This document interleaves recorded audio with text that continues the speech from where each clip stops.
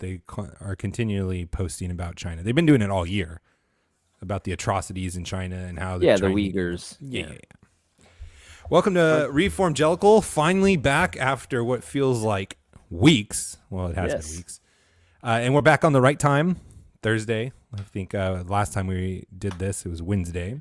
That's right. So it's good to see everyone. Did I say Reformgelical? I don't know. I'm also so rusty on my intros. Co-hosted by the great AD Robles. AD, how you doing today? I'm doing great. How are you? I'm exhausted. I've been following and keeping track of all the hearings and the evidence and the videos, and they've been going on all day for the last couple of days, and I've just been drained watching those. Have you been following any of that stuff? No, I haven't been following that stuff. I don't like the theater of politics. You know that. I do know that. So let me ask you this then. What percentage likelihood do you think that... Which way should I go with this? Okay. How confident are you that Joe Biden's the president of the United States? Well, it all depends on what you mean. I'm not confident at all. In fact, I'm 100% against the fact that he was legally elected president of the United States. Do you think he's going to be sworn in? Yes, I'm starting to think he might be. So I'm 50-50, which is very much different than where I was a week ago, where I was pretty sure that Trump would be sworn in. At this point, I'm at 50-50. I've gone downhill. That's interesting. And I think you're probably even more accepting of the not accepting of the narrative. So probably most people think that he's going to be sworn in. That Biden is. Yeah, Biden's going to be sworn in. Yeah. Right. Yeah. Right. Yeah, I think most people do think that. And for me, I think that I'm at the same place where I was before. I just don't think any judge is going to want to put their name on that. Yeah. Because the narrative is you're overturning the election. Obviously, that's not really what's happening, but that's what's going to be said. Yeah. Yeah, man. And I'm telling you, if that does happen, I'm going to have to apologize to you again for making fun of you having chickens, because I am desperately coveting your chickens right now. It could be nice to have that little source of protein going on in case the world ends. But listen, no despair, baby. No despair. No despair. I was looking because we're starting to prepare, just having like a month's supply, just because of how many different things could possibly happen. Absolutely. And I was thinking, man, this rice would be really good with maybe some eggs for some protein or something. Wish we would have got some chickens like AD did. So I'm just going to be eating rice all by itself. Well, the thing about chickens is that they supposedly will slow down in production during the winter. So if things get really bad, I'll just have to start offing them, Yeah. I mean, well, then you got a good chicken meal. That's right. Is it 1 egg per day? Pretty much. Is that the ratio? Pretty much. Yeah. So I thought they were slowing down because I've heard this. I've researched that they slow down in the winter. And there was one day like last week, they only gave you 4. But the last 6-7 days has been either 8 or 9 every day, and I've got 10. So nice. What more do you want? Yeah, well, I eat like 6 eggs at a time, and I still can't. I always have more than 40 eggs on hand. That's fantastic. So I am desperate for that because I think I am 90% confident, AD, that Donald Trump is going to be president. 90%. 90% confident. Wow. I've been following everything that's happened. Yeah. Reading the lawsuits that have been filed. Yeah. Watching the legislative hearings, because there's more tracks than just the Supreme Court. And I'm learning this as I go because I never knew any of this stuff. But the legislatures apparently can take back the vote, the electoral votes from the voters, and as the representatives of the state vote for them themselves. And in the last couple of days, including today, I don't know if you saw the video going around Twitter. No. They caught on video the Atlanta operation kicking everyone out but 4 people and counting votes for 2 hours by themselves, all on video. Like, listen. Can I just say something? Because I have not been watching this at all, right? And so, and in all fairness, just so everyone out here in our live land knows, I am on a group where Matt does comment on the group very often. I don't participate very much, but I do see your content and what you're saying about so I know a little bit about what's been presented. All that to say is I'm not like coming at this dark. I don't want anyone to think I'm a prophet or something. But from what it's a very circumstantial case, but there's nothing wrong with a circumstantial case, especially when it's like all of the circumstances are in one side of it, right? It seems to me like it's very circumstantial, and I know people will be like, well, that's not proof. Well, but it is, though, because you're actually breaking the law often when you do stuff like that. So it's like, it's not just that you hit, you counted the votes all on your own and oopsie, but it's like, that's actually against the law too. And the reason why it's against the law is because you can do shady stuff and nobody would ever know. And so obviously, like, if anyone at this point who's like, no shady stuff happened, you just write them off as a truth teller completely. They need the gospel. That'd be like trying to you can't trust anything. They're obviously just saying what they want to be true. There's so much circumstantial evidence, even on election night itself. I haven't been following this too closely after election night, but even on election night itself, it's just insane what happened. Insane. Anyway, go ahead. Sorry. Absolutely. No, not at all. So there's 3 tracks apparently of what can make this go Trump's way. And I think 2 of the 3 of them are pretty compelling. One is that the Pennsylvania legislature the Pennsylvania lawsuit's going up to the Supreme Court, and 4 of them yesterday decided to hear the case. So it's going to go to the Supreme Court. And I think that one has a pretty good chance of flipping Pennsylvania.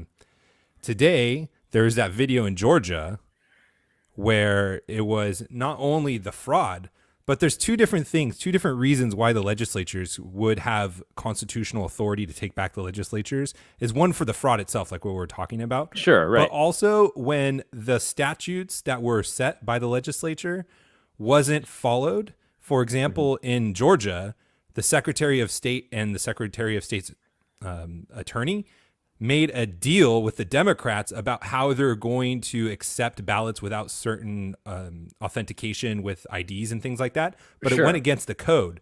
So another argument that constitutionally that they were arguing today is that not just the fraud, but that they were following executive orders that contradicted the legislator. And so that by itself, forgetting the fraud, could throw that state to Donald Trump. So there's 3 different tracks that are happening. Let me just make sure I'm following here, Matt, because what you're saying is the legislature set rules, which is what their job is. They're the ones that make the laws. They weren't followed because of an executive order. And so then you're saying that that's a track where it makes sense for the legislature to say, right, this is why we're going to take it back because we set these rules up. You decided to ignore them. And so we're going to do what we have to do. Yeah, you didn't follow the law as the executive branch. Right. You don't have the authority to establish the electors. We do by the Constitution. So since you didn't follow the law, we're going to choose the electors ourselves. Yeah. It's crazy. It would make sense. It would make sense because that's why we have the division of powers, because, we have a group of men, and it's supposed to be a group because just for the very fact that you can't just by fiat say we're doing something else. It's a group of people. So hopefully, hopefully someone will stand up and be like, no, we're not doing that. Right. You know what I mean? Like that's the whole reason why you have a group. But anyway, the point being is that's why we have it. So you can't just have one corrupt person, or even if they're not corrupt and they're just stupid, do something stupid and mess the whole system up. Right. Yeah. And so it'll be interesting. I mean, I still think there's a chance it's not going to happen because there's a bunch of cowards. Of course. Yeah. Seriously, with again, I watched these hearings. They were like 10, 11 hours long of just evidence of people coming, testifying, eyewitness stuff. There's a colonel in the army that's using the big data analysis of these were the irregularities. This is where they loaded more votes into the system than the machines could possibly count in that same time frame. Breaking it down, like all this crazy stuff. So either they're going to do what's right or they're going to become irrelevant and they're never going to be voted in office ever again. But I mean, that is possible. I just find it so hard that they're not going to be able to act on it from all the evidence that came out. Yeah, I'm kind of here with Christopher Thrower here. So Christopher said this: I'm 95% sure the election was stolen. I would say 100%. That's me. He says, but I can't say I'm anywhere near that sure that it'll be unstolen. I'm with AD. I probably 40% that Trump finds a way. I just don't have the faith in the state legislators and swing states to do the right thing.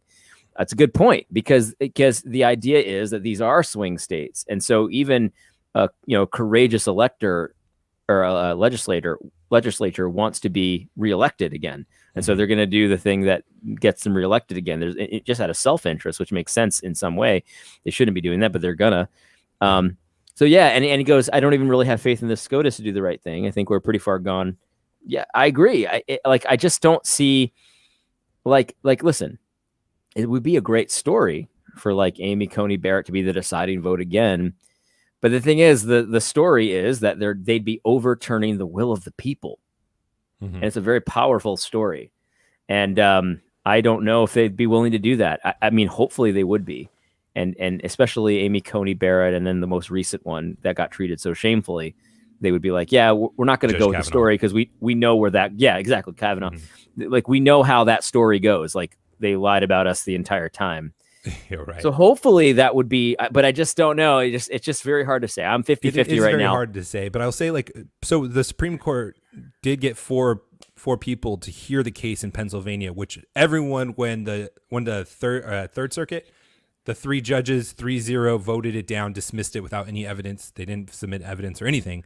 And then everyone's like, oh, it's over. It's going to be impossible for the Supreme Court. Yeah. I remember that, yeah. So apparently they are going to hear it. I haven't heard the exact confirmation of it, but I did hear through the Twitter sphere that 4 of the justices agreed to hear it. So apparently it's going to go to Supreme Court. And then in Nevada right now, there is hard evidence where they have the people voting in 2 different states. Like, they have the names, addresses, like the physical people. It's not just abstract numbers. They have the dead people. They have the Indian reservation raffle. And that overturns Nevada. And so they only need one more. I'm so out of the loop here. Indian reservation raffle. Yeah, it's so great. There's a video of it. I shared it on my Twitter. They were promoting it. They were saying, if you come down and vote, you can win a $250 gift card, which it's illegal. It's a felony. So they have this stuff on video. That's what I'm saying. It's so blatant. So blatant. I don't know, even with people that are cowards and don't have spines, I don't know how you don't do something. And it's in all 6 states. He only needs 3. So we only need 3, 50% of the people to have spines and do what's right. Is that too much to ask in this country? I mean, it might be. It might be. And, this brings up another good point. I was talking with someone from my past, and she was saying that it's a shame that the people are fighting harder than the people that were elected to represent them. Like, why is it that the people are fighting harder? And I just want to drive this point home. I shared it with her, but I think it's important for all of us to remember, is if we would have been fighting like this all along, we would have had politicians that would have been fighting as much as us. But because we haven't been, we got lackadaisical, we got complacent and kind of spoiled with our freedom and our citizenship, that we just let things go and didn't pay attention. I didn't know about these different legislative options. I wasn't calling legislatures like I am now. I'm not calling governors of another states and telling them what's up. So yeah, you're right. It's not just the others. Yeah, it's with all of us, right? It's with all of us. Yeah. And the reason we have what we have today is because we haven't been fighting like this all along. That's right. So if we continue to fight like this going forward, then we're going to get the politicians that are going to fight with us. So we got to keep it up. It's basically 2 things. First, I'm just going to say, Michaela here says she doesn't think it's the will of the people because she believes most people voted for Trump. I agree. I'm just saying that the story is that they'd be overturning the will of the people. I completely agree with you. I think that's complete fantasy, but that's what the story is, that's being given to us by mainstream media. Matt, what was the deal with that blonde lady? She was kind of like ditzy, and ditzy? She kind of seemed to like, she talked like she was ditzy, but like she like totally ripped one of the legislators, like, where she said, if I'm lying, then I go to jail. But did you? The Detroit chick. That was totally awesome. Was she legit or what? Because it seemed like too perfect. Because she like sounded like kind of like a ditz a little bit, but what she was saying was amazing. Yeah, to me, she sounded like she came from the 8 Mile movie. Honestly, like I didn't really think ditzy. Yeah, total Detroit, right? Yeah. No, maybe ditzy's not the right word, but she didn't sassy. Seem like that's what I called her. Sassy, right? That's actually a better word. Like, she didn't seem like she was totally educated, or like she didn't speak that way. But like what she said was amazing. Like the content of it was like a complete zinger. Yeah. You know what I mean? Excellent. Right. Excellent. So she was a temp employee Okay. who was hired as a Dominion contractor. Okay. She testified in both hearings. There was 2 hearings in Michigan, and she has a sworn affidavit. So that's what she's referencing. That it's just like you swear under oath in court. Yep. So she said the same story twice, has this in the affidavit, everything that she saw. Yeah. And she was just taking no crap from anybody. And Nothing. the reason it was amazing. Her life is destroyed. She can't find a job. She had to change her phone number. She had to get rid of social media, she said. And so when these Democrats were coming at her, I mean, she's Detroit, and apparently like Detroit's a pretty tough city, right? Yeah. So she just wasn't having the civility part of it at all. That was amazing. I was very impressed because, like I said, the rapper, the outside, if you were judging from the outside, and also in the way that she talked, like her accent, you'd be like, oh, that's a moron. But then like what she was saying was like no holds barred, like complete truth. It was awesome. Mm-hmm. That's why I was asking you if she was legit, because she seemed like too perfect. Like almost like in the movie Legally Blonde, where you're not expecting anything from her, but then she like says something amazing. Right. You know what I mean? Yeah. No, I think she was actually pretty intelligent. She seemed it. And I think she was telling the truth because she never stuttered. Like she was completely confident. And if you're lying, you're not that confident and you're not that assertive. Right. Even if that's your personality, you're still not going to be leaning in like that. Yeah. No, I agree. With the story. And then she was able, and this was the other thing that I thought was telling about her story, is she was able to explain how the machines worked and what was happening in a very simple way. So she was taking the complex issues of how the machines run and kind of communicate it. Yeah. So to me, what I loved about her was that, because the thing is, there's like this air of mystique about politicians and about like academics and stuff like that, where they dazzle you with theater. That's what I hate. That I hate watching politics because it's just theater, and they dazzle you with theater, but there's no substance to it. And what was great about her was that I didn't watch the whole testimony, but I saw a few minutes of it, and she just cuts through the nonsense so easily. Like that one guy, that pencil neck guy, was like trying to dazzle her, and I'm sure that he's very used to being able to dazzle people. I am a state senator after all, whatever it was, and it's like. And she was just like, no, it's complete. I'm not dealing with the BS. It's just I'm not even going to deal with it. Here's the deal. I signed an affidavit. You didn't. So you could lie all day. Nothing happens to you. If I lie, I go to jail. Right. Yep. Exactly right. And what also I loved about it is the other Democrat that was on the panel, which I loved having the Democrats on the panel. In Arizona, they didn't have Democrats. Yeah. So there was no pushback, which made it kind of seem like just one side and maybe not more so theatery. Yeah. It was still good, but so one of them, the lady, and she was like total lesbian, butch hair, had this shawl that was rainbow and stuff. Sure. And she's like, why aren't more people coming forward if your story is true? And then she literally said, it's because Democrats destroy people's lives. Yeah. That's right. Yeah. And then she went through of like all the things that she's had to do. She's like, I can't get a job now. No one will hire me. All of this stuff. Yeah, it makes sense. And she like cuts through the crap. Like a Republican that was in the country clubs would never just come out and say it's because Democrats want to destroy your lives. But we all know that's true. And this is what these losers in Big Eva want, though. They want a Republican that'll play the game and the decorum. And we've got to make sure that we're respectable. Like that lady, that blonde lady that I saw, like that's the opposite of what Big Eva wants. They want you to play the game. They want you to beat around the bush like a little wet wuss. Like they want you to talk like in such a nice, lovely way.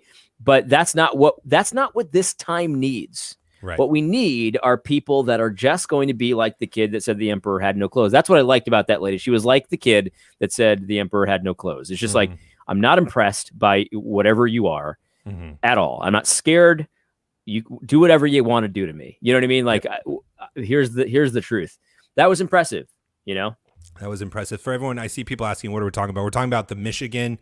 And see, so no one knows about this. No one has heard about this. Well, no, none of the main.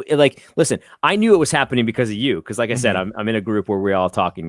So I knew it was happening. But the thing is, like, on all the trending bars and in normal interactions with I do every day, I didn't hear about it at all. Yeah, nothing. Nothing.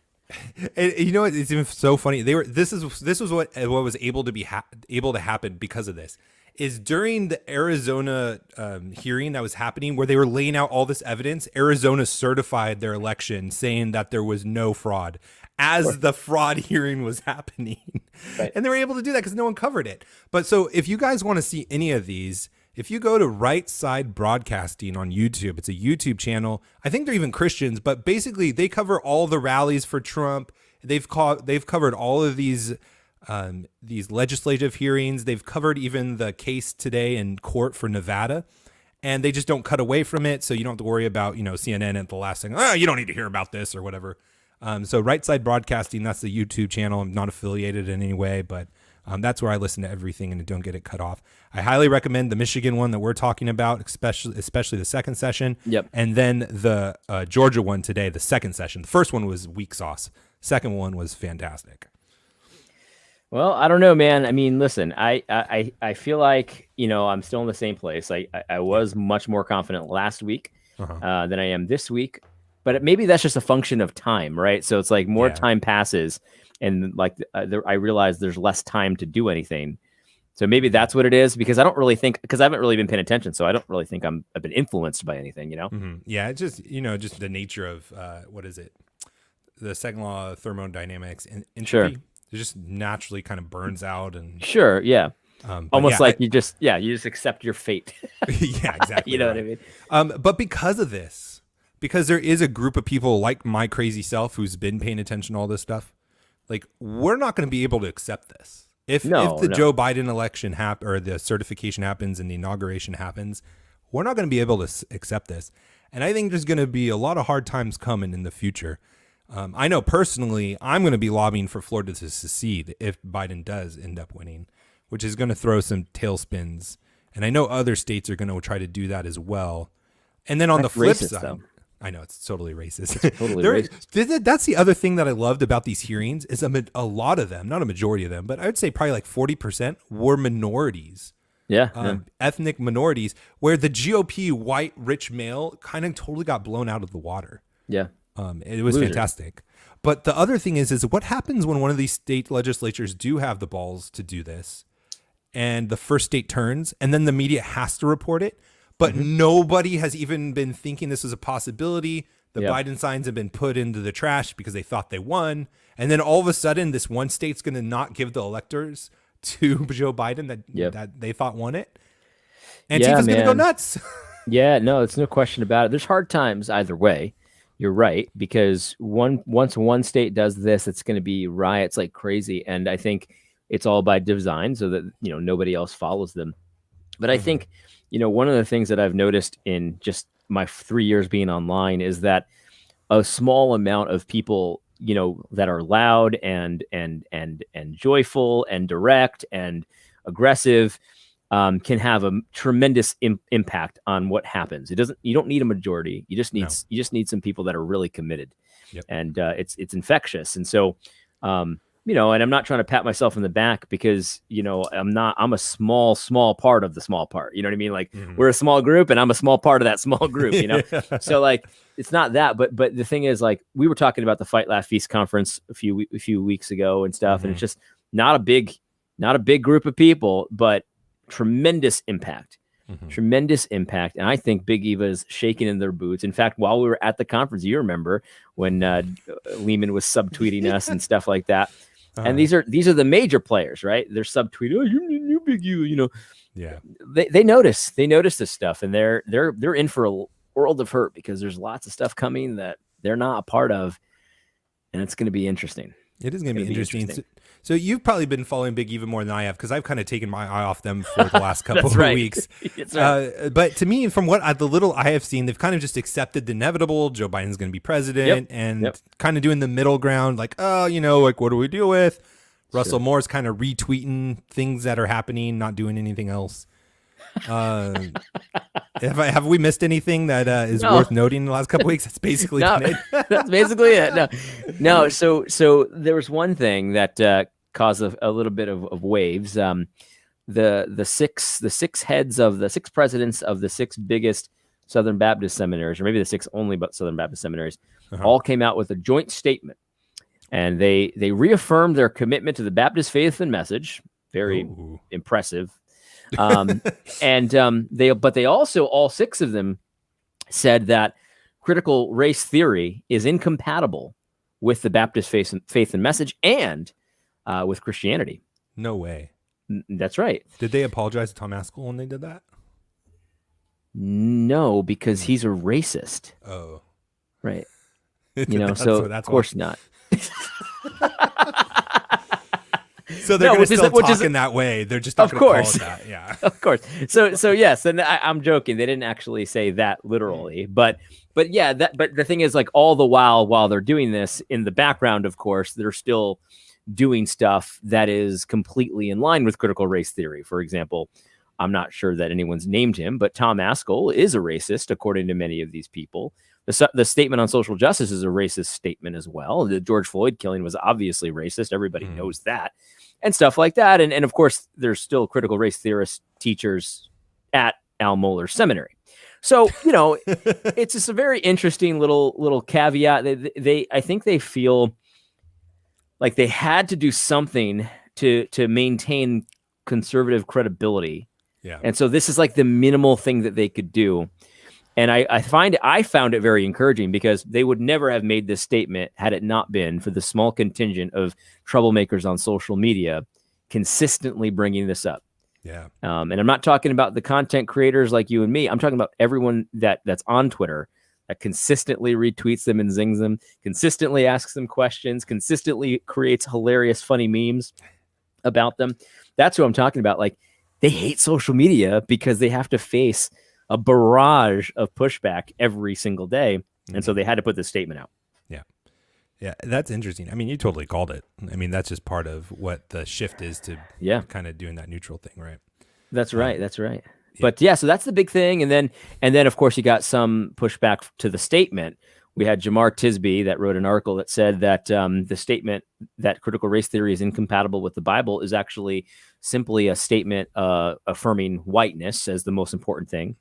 And then Beth Moore was saying how who even knows what critical race theory is? She's asked many people and nobody knows. Never mind the fact that last year they passed a resolution affirming how great critical race theory was as an analytical tool.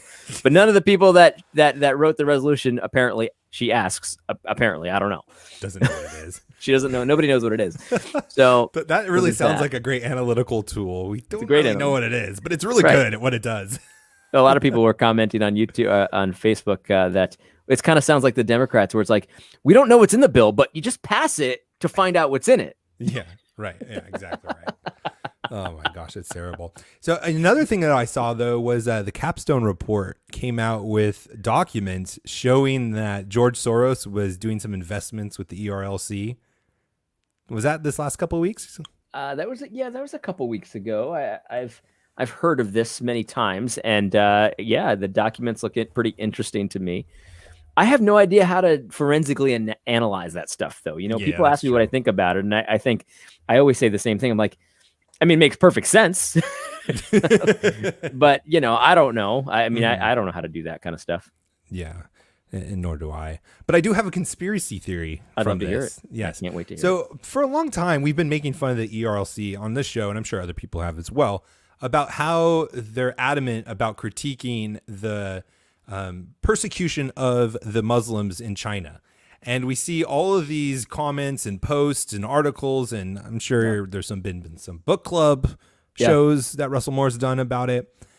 And I had an inside source talk about kind of this just whole bigger picture thing, not just CR critical race theory, but also this whole big reset. That we can't even say the global reset's a conspiracy theory anymore, because I don't know if you saw this. Justin Trudeau admitted I saw that. Did you saw that? Okay, cool. Yeah. So the no longer conspiracy theory of this great reset. George Soros is part of it. The Communist Chinese Party is part of it. And a little birdie told me that George Soros isn't too happy that kind of China's taken the lead on all this stuff. And my conspiracy theory is part of that money that the Soros people gave the ERLC is to start being critical of China and to start giving them a bad name. Yeah. So that's just my little conspiracy theory from little facts that I've heard. I like it. I like it. Well, I'll tell you what. I mean, you can always count on Russell Moore. Always. As long as it's the Muslims that have an issue. You could always count on Russell Moore to defend Muslims, to do whatever it is that Muslims do. I mean, listen, I don't want Muslims to die either. But the thing is, like, you know, if a Christian's getting persecuted, 50-50 Russell will get involved. If it's a Muslim, he's there. He gets out of bed. I mean, it doesn't matter what time of the day. You page him, and he'll be ready to go. That's right. Yeah, and if it's a Christian thing, you might get a retweet of a court case or something, but that's all. Oh yeah, you'll get if it's a Christian that can't open their church for some reason, there's an injunction or something. You may get a retweet after the case is settled. But if it's like a Muslim can't build a mosque, well, stop the presses. Everything stops, and you have to speak on it. You get on CNN and speak on it. Right. And if you can't get on CNN, I'm going to do a live video to make sure I comment about it.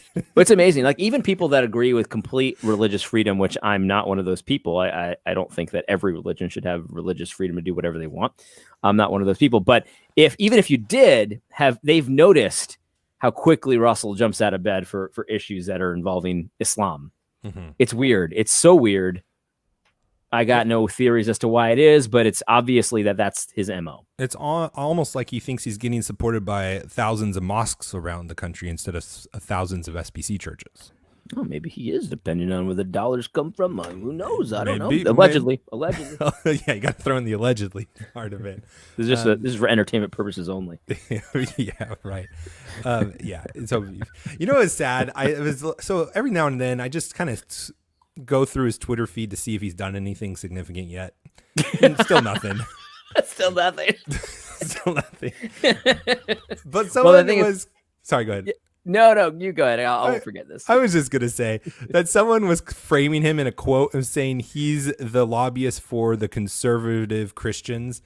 And it's like, what world do we live in when the Democrat, what was he? The Democrat staffer is the conservative representative of Christianity. Yeah. Like, this is so backwards. It's a sad state of affairs we're in, my friends. Like, that's the conservative mouthpiece that we have. Oh man. Boy. It's sad. Yeah, no, what I was going to say was, you know, some people would say, well, yeah, but he's doing things behind the scenes. It's not all about Twitter, Matt. And it's like, okay, I mean, so what is he doing behind the scenes? I mean, obviously he's traveling quite a bit. He goes on MSNBC every now and then. And I'm sure he's got some high-powered meetings with the office of the president-elect. I don't know. What is he doing?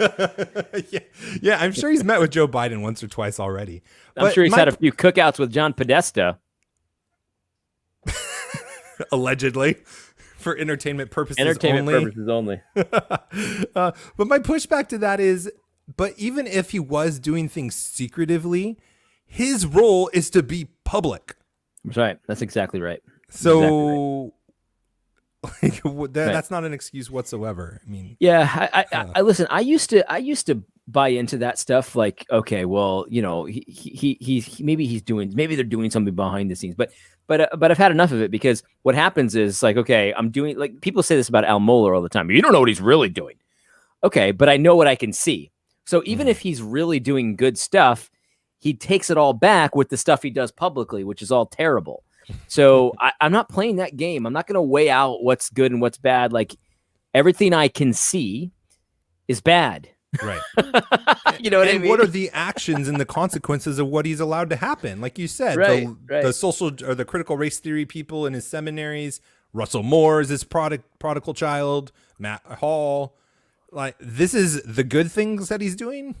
No, I'm not buying it anymore. Cultural Dweeb said religious freedom is a myth and a blasphemy not based in scripture. And I wholeheartedly agree with that. Yeah, and in fact, like, this whole thing that I've been talking about in the beginning of the show of us fighting against this corruption and stuff, I mean, that is in and of itself the humanist religion, the statist religion. That's right. I mean, even Joe Biden just said that we're going to have to wear a mask for 100 days when he gets elected. Did you see that? In light of these vaccines that are supposed to be 98% effective to a virus that's 99% not going to kill you, we're still going to have to wear the religious getup and the garbs. So hold on, let me just make sure. I don't know how to do. I'm not very good at math, but what I'm thinking is that if 99.97% of people survive COVID when they get it, and the masks are 98%, or the vaccine's 98% effective, that means that the amount of people who will contract COVID and then die will be, I mean, it'll be like a handful in the entire country. Yeah, it's like 0.0001. If you or 0.0004, I think 98% times 98%. I think it's 0.0004 is the death rate. But we definitely still have to wear the mask because Daddy said so. You know what I'm saying? For 100 days. I mean, while we're at it, well, we just call him Daddy. We might as well. Joe Biden, Yeah. Daddy Joe. It's insane, man. It's so insane. It's like pretty much a festival, really, for the religious, for their religion, right? It's gross, man. It's so gross. It's so gross. Anyone have a count on the number of folks sick with the flu? No, who cares about that, Betty? Nobody cares about the flu. Yeah. I know it's more deadly for almost every category of people, but nobody cares about that. No, in fact, I heard that it was cured. We've cured the flu because of our social distancing. That was an Betty, article we've cured the flu. Yeah. Yeah, we've heard. It's totally cured. What I find amazing is like we got this, like we've been working like okay, there's a bunch of facts that I remember. Maybe I've just gone crazy in the last 6 months. But I remember hearing in the beginning of this, well, coronavirus is just it's very hard to make a vaccine. Very difficult. We've never been able to do it. And then I've heard, of course, that the flu vaccine, it's not that effective. Nope. It's very difficult to do a flu vaccine, but we had it. Coronavirus is even worse. And so so flu vaccines not that effective. Coronavirus vaccines more difficult to make. And yet in 6 months, we've turned around a vaccine that's 98% effective. and they expect you to just believe that and be like, well, I got to get it. Yeah. I got to get that vaccine. Mm-hmm, mm-hmm. I'm sorry. There's no way I'm getting that vaccine. No. Even if I was scared of coronavirus, I would not get that vaccine because obviously it's not as good as they say it is. And obviously it's probably not even real at all. Yeah.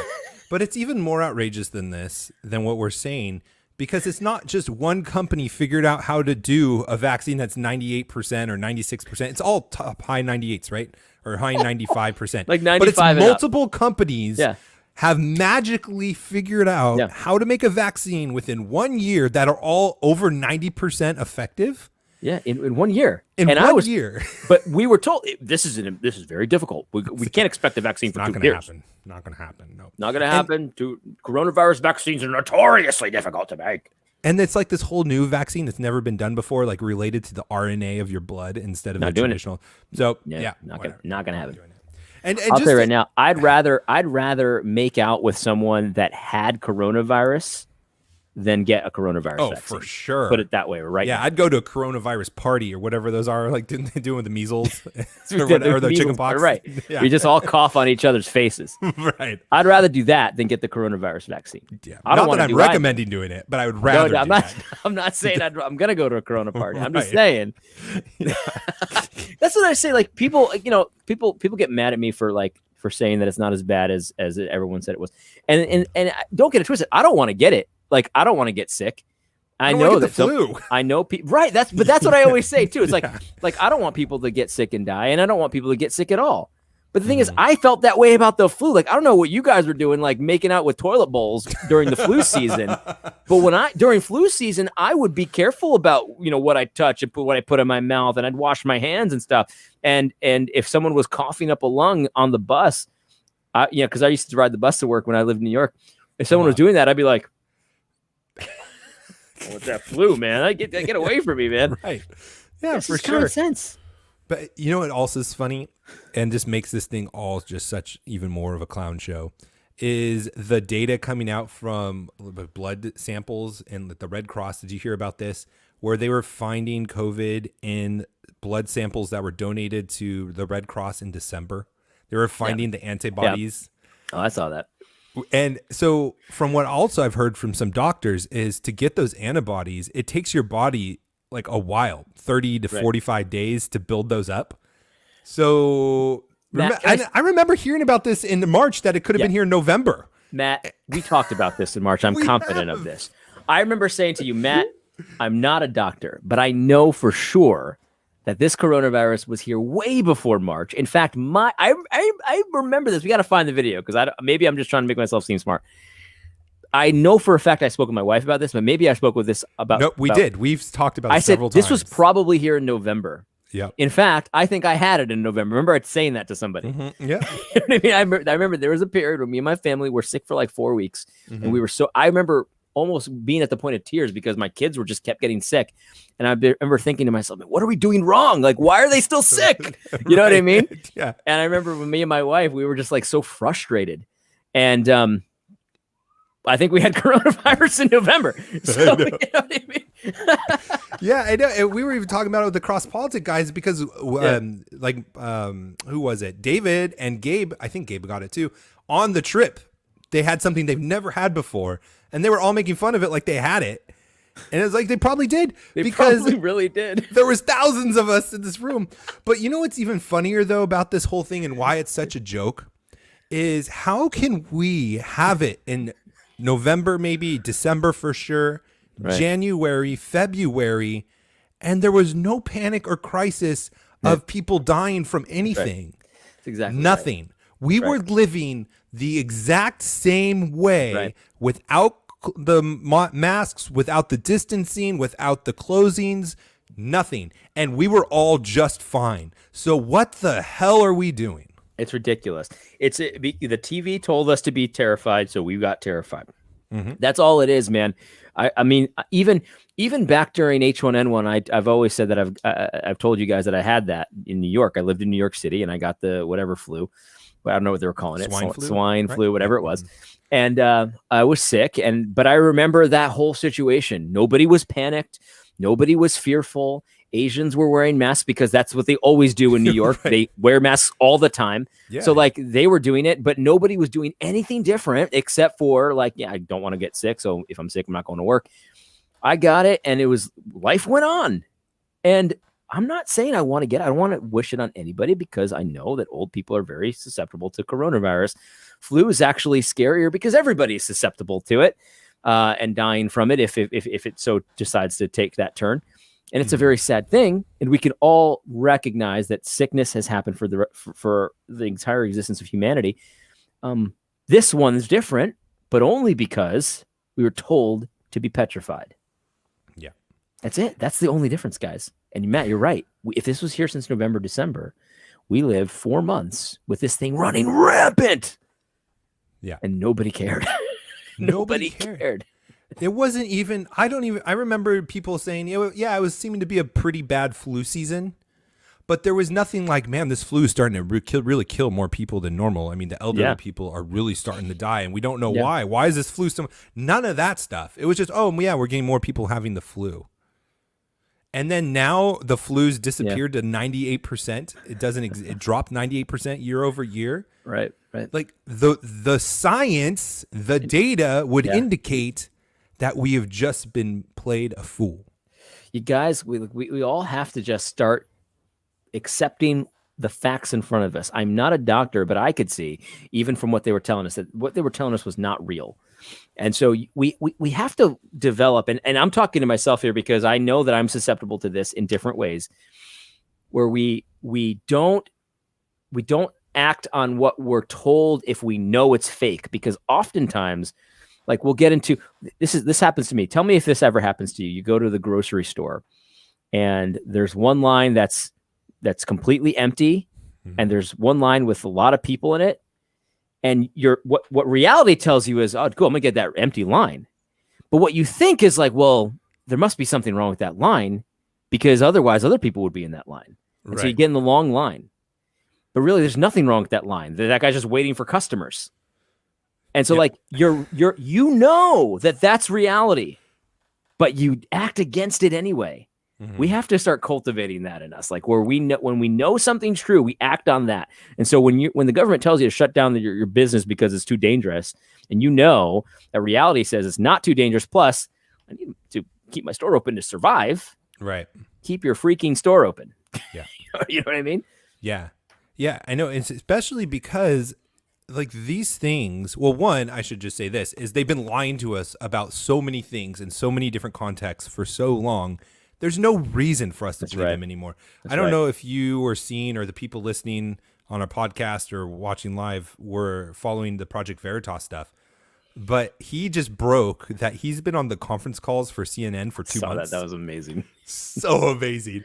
And I was just watching it live when he like popped in and announced himself to Zucker or whatever his name is. Oh my gosh. So great. But the things that are coming out of there is pure propaganda. And you listen to the videos of the local news compilations where it's 50 news organizations saying the exact same thing verbatim, and they like overlap them. They're lying to us. They have a narrative. And we have to break free of that mold that you're talking about, because I think that's human nature. That's kind of like, oh, okay, so obviously the group knows better than I do. I must be missing something. But you don't. God has given you competence. God has given you all you need to live a life of godliness, which means how to manage your household, how to manage yourself, how to make the decisions that glorify God. And you're not supposed to look to other people for that information, first of all. That's so right, man. No, you're so right. It's crazy. I think,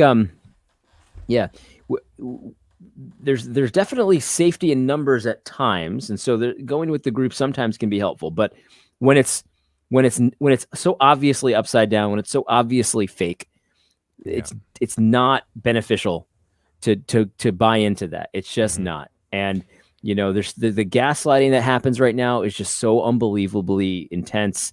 But the thing is, you can just live in reality. You can just go to the short line, and you know what? If there's something wrong with that line, the guy will tell you, "Hey, our machine's broken," or something like that. Yeah. And then you go into the other line, like operate in reality. That's it. That's all I can say. Operate in reality. Yeah, absolutely. And I guess I should clarify. I'm not saying that we don't need discipleship, we don't need community, we don't need to listen to people. That's what I'm saying. But we shouldn't be so petrified with fear to make our own independent decisions. Right. Where it's kind of like the doctors. Like you go to the doctors, they're consulting you and you make the decision. Like you are in a community and they're giving you feedback, but you're ultimately responsible to God for how you act. And so you're using them as information tools to help you and direct you and to better yourself, make good decisions. But it's flipped in a way where they're the authority of our lives, this group think. And therefore I can't think outside of myself because there's some danger out there, or there's something wrong. They know something I don't. And it becomes a paranoia. Yeah. Instead of a freedom that God has given us to go and live the way that he wants us to. And so I think there's a balance. There's totally a balance. Yeah, man. I think about like early on in the coronavirus, when you saw all the commercials that were like, it's heroic to stay home.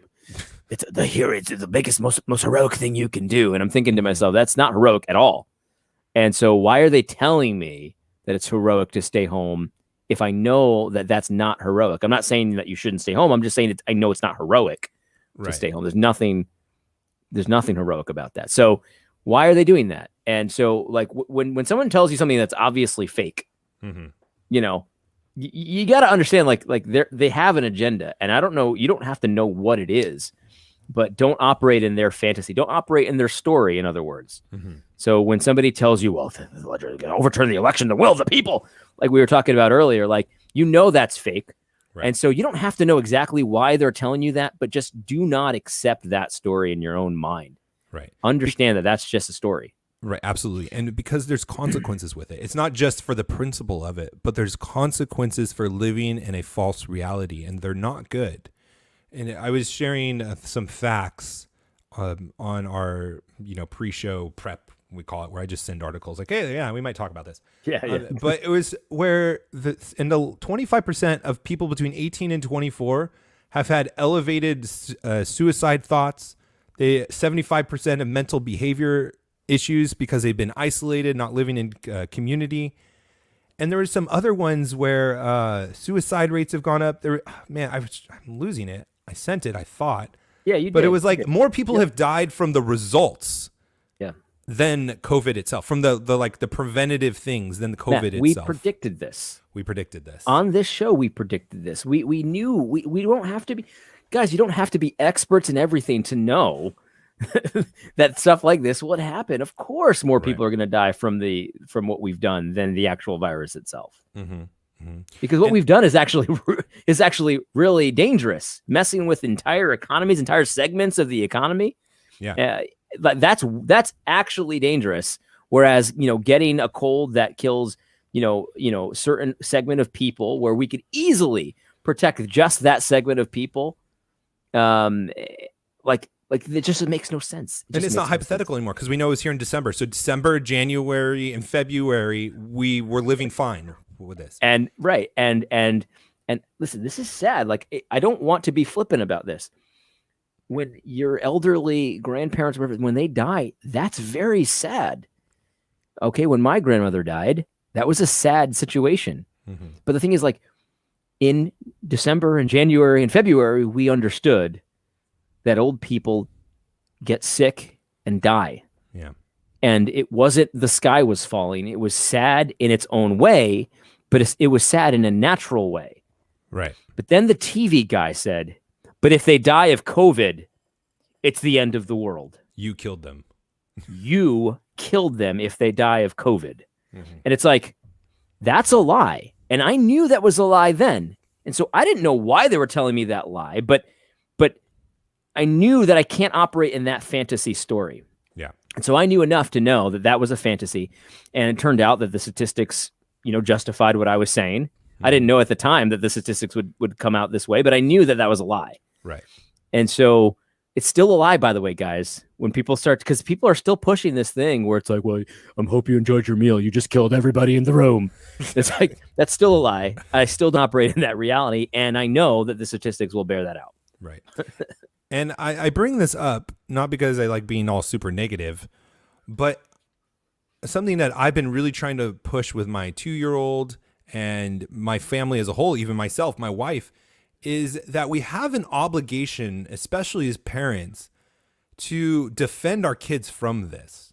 Yeah, and that's right. Like, I'm doing my best for my kids to grow up in a normal life, to have a normal 2-year-old experience where he's not going to be fearful that every single person has a disease that could kill him, that he's not wearing a mask where he goes, that he's not going to be scared of going up to someone and say hi. Because these suicidal tendencies and these effects and the spousal abuse and the depression is real. And as parents, we have an obligation not to bow down to the social pressures, especially when there's no science for it, but to protect them and to raise them to be independent, God-fearing men and women. And I just don't feel like a lot of us do that as Christians, where we just kind of give in. We don't want to make a scene. We don't want to fight the battles, but we must. Our kids are not living in a normal world, and it's having mental effects on them. And you're responsible for that as their parents. So start acting like it and stop trying to put them in this bubble. It's not healthy. Good stuff, man. Yeah. Good stuff. Good pep talk. I like it. I didn't mean to go on the rant. A little bit of a rant, but it's necessary, man. It's necessary. Every parent needs to recognize that the messages that they send to their little kids are definitely received. Mm-hmm. You know what I mean? Like, yes, they're received. Even if you don't know it, even if they don't respond to them, the messages are always received. My son said the other day, it was so funny. So we've been playing Mario Kart a little bit these days. And the other day, I was looking at the wrong, because the screen gets divided into 4 when you're playing 4-player. And I was looking at the wrong screen, so I thought I was winning the entire time, but I was looking at the wrong screen. You're all crashing into the side. Right. And so I said to myself, man, I'm such a doofus. Yeah. All right. Fast forward like 2.5 weeks later, my son does that. My 5-year-old son. And he says, I'm such a doofus. And I'm like, he only heard me say that word one time in one particular context. That context comes back up and he's recalling it. He's like, and it was so funny. It was like, we all had a good laugh, but it's like, man, like, he's paying attention to literally everything that I say, even when I don't think he is. Right. Yeah. And and it's not just with what we say, but it's what we do. What it's we how do, we right. interact. Man. It's the faithfulness that we have. That's right. I mean, I've been reading the Bible with my kids every morning. We go through the devotional. No, this is too reformed to be devotional. I am what do you call it? Catechism. Catechizing my kids. That's what I'm doing. I don't remember the name every time, but I'm doing it. It's reformed now. I'm reformed now. But I missed it. I wasn't down there when I normally did. And my son was like, read Bible. Never said that before in his life. So like he even understands. I'm just saying I'm reading the Bible and I read the Bible. And a 2-year-old, starting to understand that that's what we do. And like, so that's what they're going to learn. It's like, oh, we put masks on and we don't talk to people. We don't get close to people because they're sick. That's what we do. And they're going to start growing up that way. They're developing their minds to think that way. It's going to be terrible. And so you guys have obligations to make sure that your kids aren't going to be raised to do that. Good stuff, man. All right, questions. We have a question. What y'all think of Mueller's article of him running for SBC president? Did I read that article? Is that the same one about where he was railing against social media? I didn't read the article either. I don't know. I don't want him to be Southern Baptist, the president. I think it'd be terrible, just like he's a terrible dean or whatever he is, a Southern. That's my opinion. Yeah, I don't know. I honestly don't know if I read the same article. If it's that social media article, I keyed in on that social media stuff too much, so the rest of it is just gobbledygook to me. Yes, that's what it is. I thought it was a funny article because of how hard he came against social media. Here's what I'll say. I thought it was a funny article because of what he said about Twitter. And then I thought it was extremely elitist because he kind of puts this impression that, like, you know, he's always been involved in the right decision. As long as we're together, we can be involved in the right decision. And I just felt like that was super elitist. But maybe if there's something else that in particular that from that article, maybe I can recall it, but I don't know. So he must not be on Twitter anymore, right? I mean, that's been a couple weeks. He got off? Matt, come on. No. Did Governor Newsom stop going to restaurants with his buddies? That's what this is. It's all the same mentality. It's the same thing. Oh, my gosh. You're so right. You're so right. Does Gretchen Whitmer wear the mask anytime besides when she's on TV? Of course she doesn't. Is that the Michigan governor? Yeah. Gretchen, yeah. Oh, man. She had this meme of, like, she had this face mask and this, like, black. Yeah, unbelievable. Like, if there was anyone, like, if you had to dress like you were going to take everyone's rights away, would you wear anything else? She's a super villain. She's a villain for sure. I hope they do impeach her. All right, Sean says, AD, how do you feel about TEs? I don't know what that is. Catechizing children. It's teaching elders. So he's talking about, like, how do you feel about the pastor catechizing children? It all depends on the context, I think. I mean, definitely not the teaching elder alone with the children. That would be totally inappropriate. Yeah, we're not Catholic. But, like,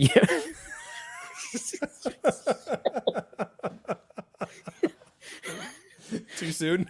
I think the show has to end right there. But I guess there's a place for it. I don't think so. If you mean, like, only the teaching elder catechizing the children, I don't believe in that.